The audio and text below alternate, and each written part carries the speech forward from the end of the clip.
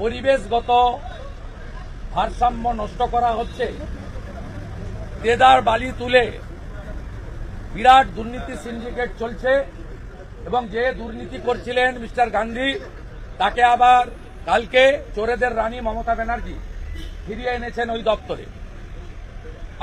আমি সুনির্দিষ্টভাবে মাননীয় পরিবেশ মন্ত্রীর হস্তক্ষেপ দাবি করেছি এবং তিনি আমাকে বলেছেন যে তিনি এই বিষয়ে তার দপ্তর এবং তার দপ্তরের অধীন যে সমস্ত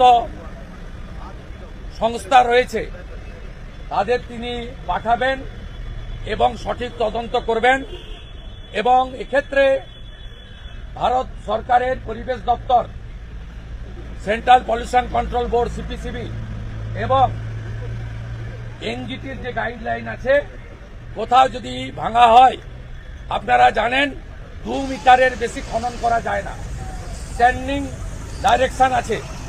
এখানে লুট করছে, দামোদর নেই, অজয় নেই, কংসাবতী নেই, সুবর্ণরেখা নেই, কোনো নদীর অস্তিত্ব নেই।